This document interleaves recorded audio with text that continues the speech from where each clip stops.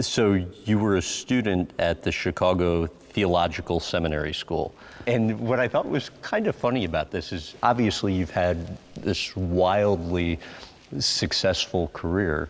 But in college, you actually were struggling in seminary school. How true is that?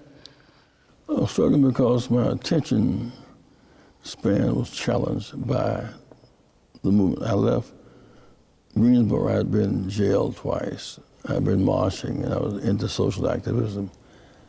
I was inclined to go to law school or seminary, and Dr. Sam Proctor convinced me to go to seminary to try it for a year.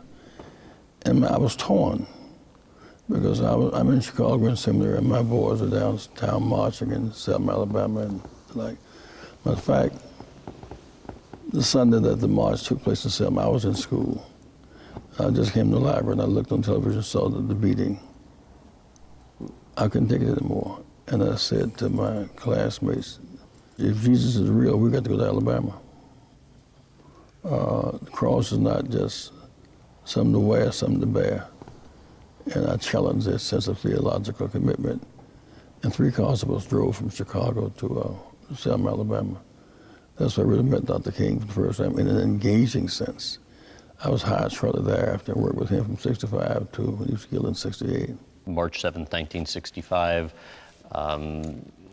you see what's going on, Bloody Sunday, march through Selma.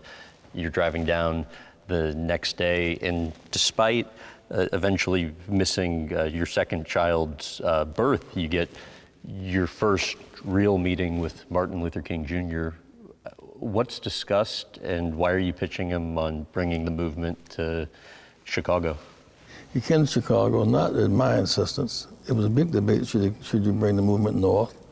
Should you stay south? And they finally decided to come to Chicago. We began to organize ministers. And in organizing those ministers, we gave him a base when he got here, a base for fair housing marches. He was searching for a way to arouse the consciousness of people. And the open housing marches became the final act of his life, really. I think it was 5 days before his assassination, you end up getting into a heated argument of sorts, and fellow activist Andy Young says, you still remember that the last substantive conversation the two of you had was some sort of argument? It was not the last substantive conversation. We were he encouraged vigorous debate and staff meetings. We were not docile, just waiting to go. And the context of it was, he had said when the meeting opened, I have had a migraine headache for 3 days, and I don't know if I can go any further. I'm being turned on. He was being attacked by a leader. He was maybe 62% in the black, and 62% in the negative among blacks when he was killed. 52% by black and 72% by whites in the negative. Blacks were attacking him for taking attention away from civil rights for the war. His point was, money for healing at home is going to killing abroad. You can't separate. It's the same budget, war or peace. And he said, maybe I should just quit, give up, stop.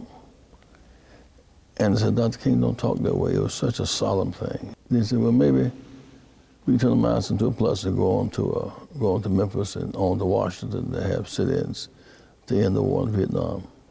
He left, went back home. We went to our several places, and we were together in Memphis that Tuesday.